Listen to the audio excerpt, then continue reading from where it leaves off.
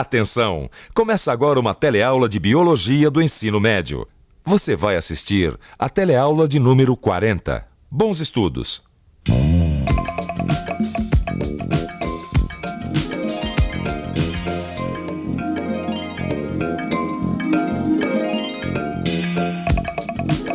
Edivaldo é pescador. Depois de um dia inteiro no mar, a rede vem cheia de siris, camarões, mariscos e peixes. E aí, Edivaldo já garantiu o jantar de hoje. Garantiu o jantar de hoje e o almoço de amanhã. E ainda vai passar ali pelos coqueiros e levar uns cocos para a criançada. Quando Edivaldo apanha cocos e pesca para alimentar a família, está obtendo seu alimento diretamente da natureza. Ele é um coletor. Você já pensou se todos nós vivêssemos como o Edivaldo? Haveria alimento para todos? A população cresceria a ponto de formar as grandes cidades modernas? Esse é o tema da teleaula de Biologia de hoje. Vamos fazer uma viagem no tempo e acompanhar o progresso da humanidade na obtenção, produção, distribuição e conservação de alimentos. Ver os avanços da medicina na cura e prevenção de doenças e constatar que esses dois fatores têm muito a ver com o crescimento da população humana da Terra. Para saber tudo isso, acompanhe nossa teleaula que está começando agora. Ah, só isso que tem para comer, pai? Como assim só isso? O senhor reparou a variedade de alimentos que tem nesta mesa?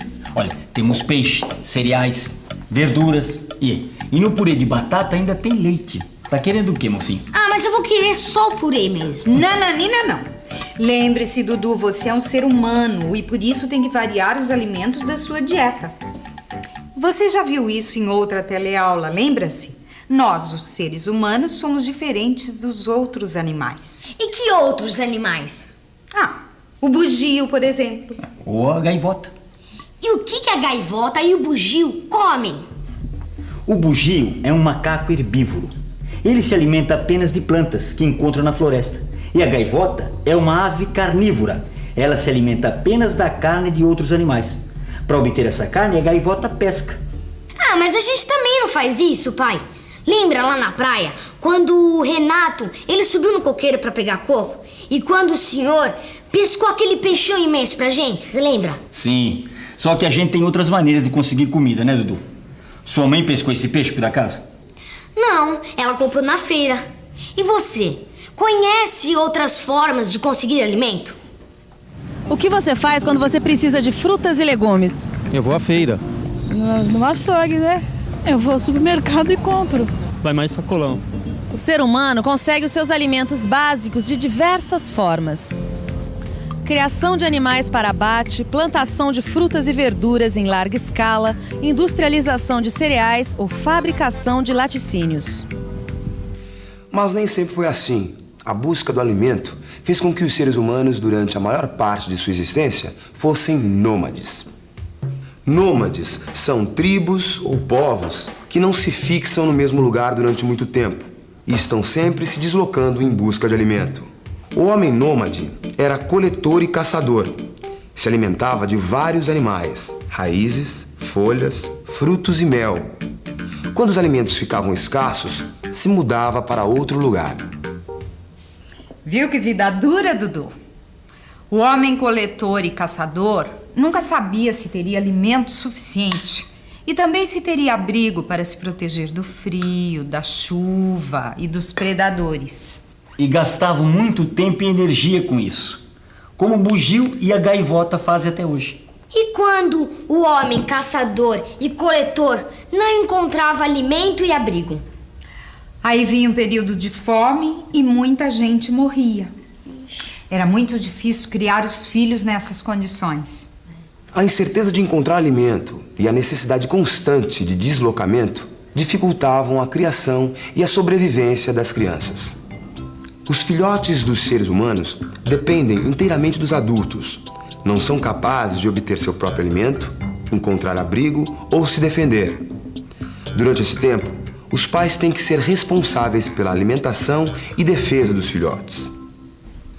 Além disso, na espécie humana, a dependência das crianças se prolonga por muitos anos. E as necessidades alimentares também são maiores nas crianças do que nos adultos.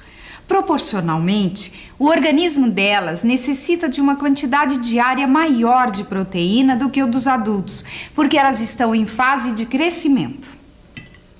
Incerteza de encontrar alimento, incerteza de encontrar abrigo, dependência e fragilidade das crianças, resultando num alto índice de mortalidade infantil. Juntando tudo isso, dá para concluir que durante o período da história em que o homem era caçador e coletor, a população humana era muito pequena. Com o tempo, esse modo de vida se alterou. De coletor, o homem passou a ser agricultor. Fixou-se em territórios onde pudesse plantar e criar animais. A sua dependência do ecossistema diminuiu e o homem pôde se dedicar à construção de abrigos mais permanentes e seguros. A habitação fixa tornou mais complexas as relações sociais. Se aprimorou a produção de instrumentos e utensílios como estes aqui, para facilitar a caça, o cultivo da terra e a preparação dos alimentos.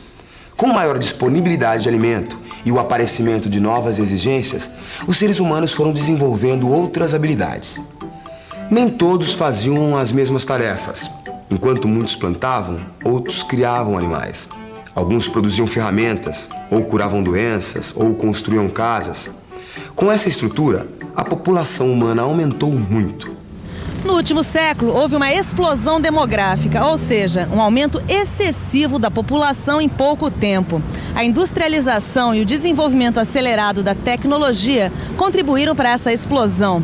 Com esses recursos, o homem pôde transformar o ambiente e aumentar a produção de alimentos. Agora, como é que a industrialização e a tecnologia modificaram a agricultura, aumentando a produção? Investir em, como chama, adubo, essas coisas, adubo orgânico, máquinas, acho que é isso, né? Olha, eu acho que melhorar geneticamente as plantas, mecanizar a agricultura, trabalhar o solo. Aumentar o número de máquinas, né? Entendeu? Máquinas, técnicas de irrigação e fertilização do solo, desenvolvimento de pesticidas e melhoramento genético de plantas. Essa maçã aqui veio da Argentina. Até pouco tempo atrás, para a gente comer uma fruta como essa, a gente precisava morar perto da plantação. Hoje em dia, a história é diferente. Quer ver só? Oi, por favor. Oi. Quais são os meios de transporte que trouxeram todas essas frutas até aqui? Bom, as maçãs vêm de caminhão da Argentina. Já os kiwis viajam de trem e caminhão também. Agora, as frutas importadas de mais longe viajam de avião.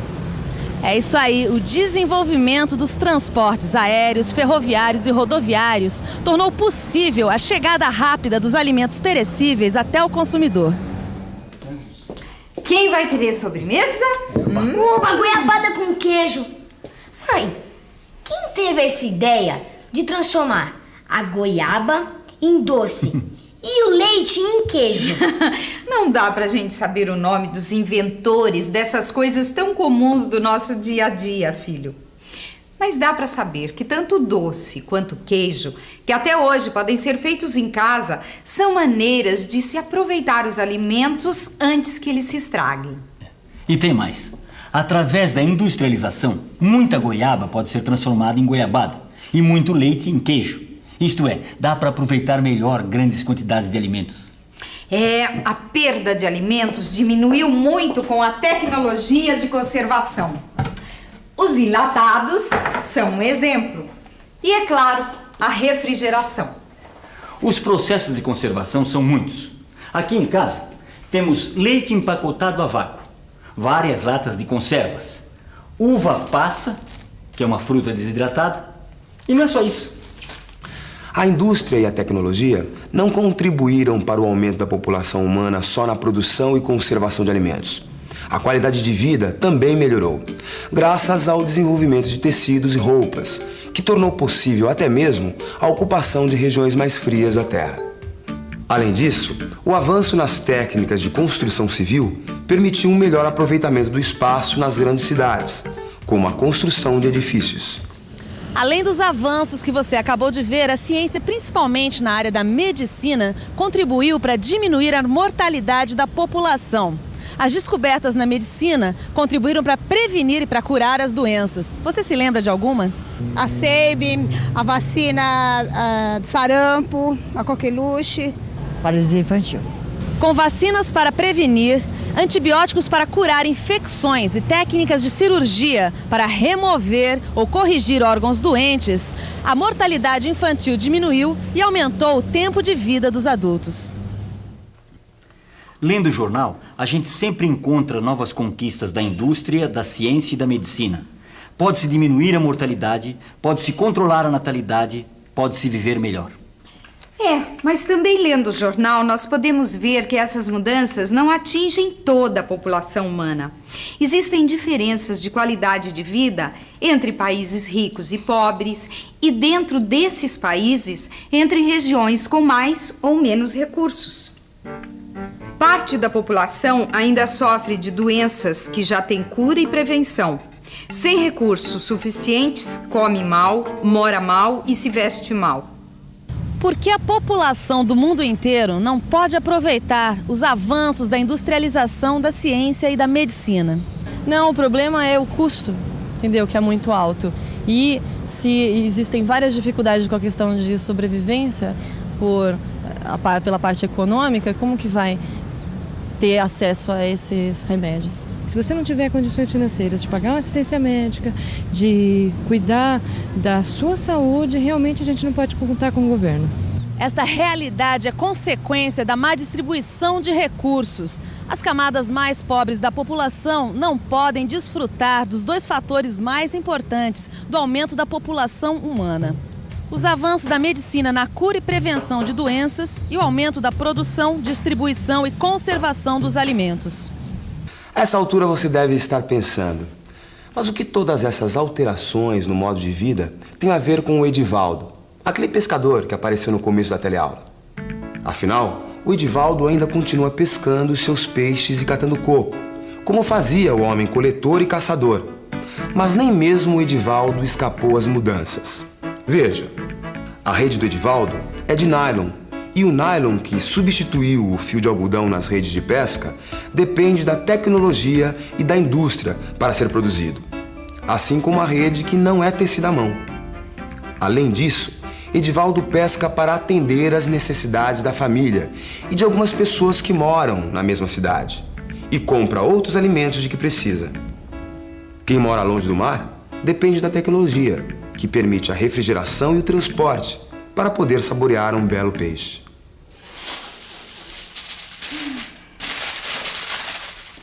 Satisfeito? Ou ainda sobrou um lugar para revisão? E atenção, se liga aí que é hora da revisão.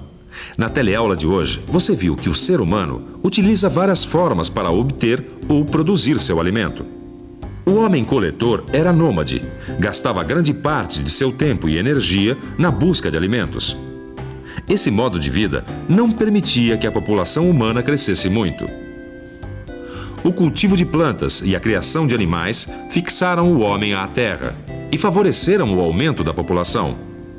A industrialização e a tecnologia permitiram uma melhora na qualidade de vida do homem e a população teve um grande crescimento. A má distribuição de recursos impede que a melhoria da qualidade de vida atinja toda a população humana.